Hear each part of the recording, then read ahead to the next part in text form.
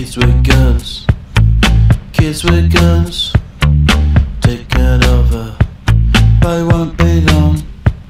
They mesmerize skeletons. Kids with guns, kids with guns. Easy does it, they got something to say. Drinking now. What's up, YouTubies? I'm Corzy from GamingLegit. Seems like it's been so long since we talked last.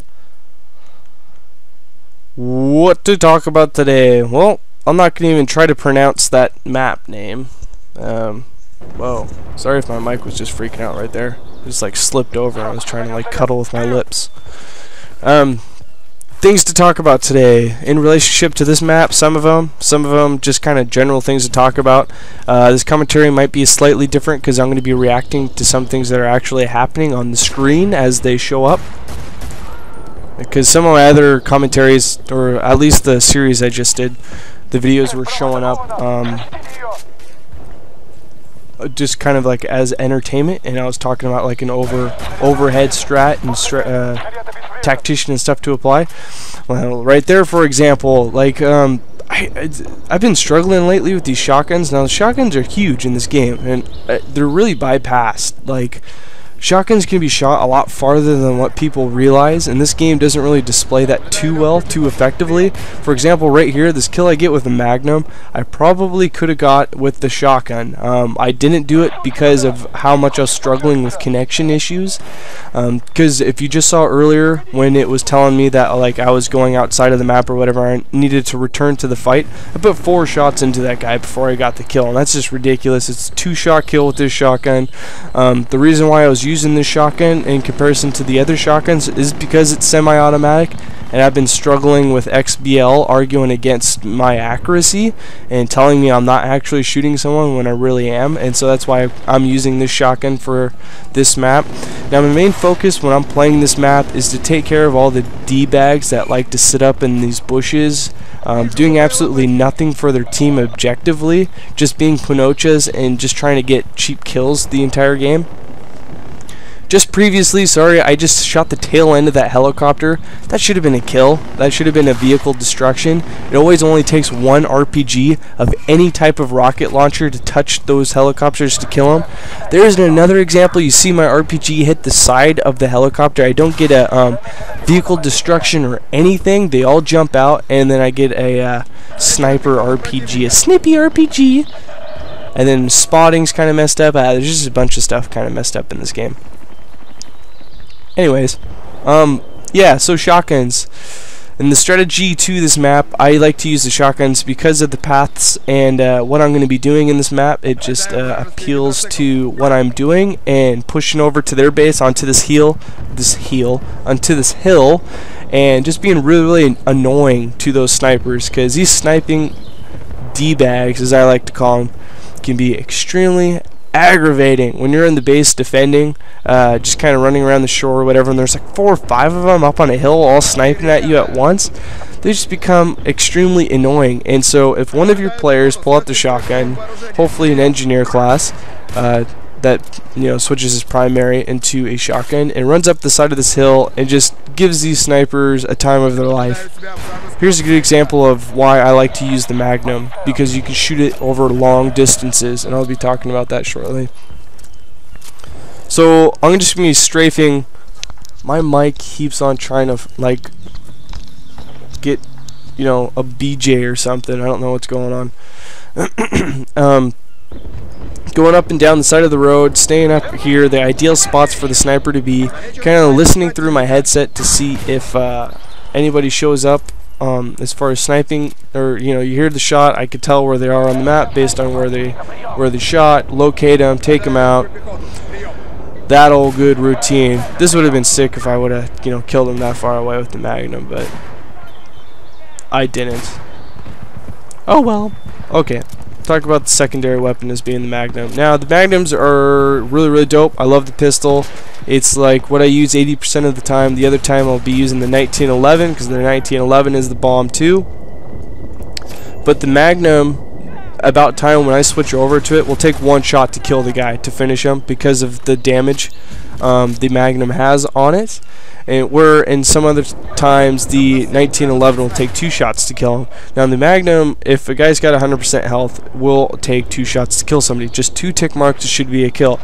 Again, XBL argues with me about that. There is one time in this video, I don't know if it's already passed, where I get 2 tick marks on the sniper sitting up in the bushes like a little Pinocha, and it takes a 3rd to kill him.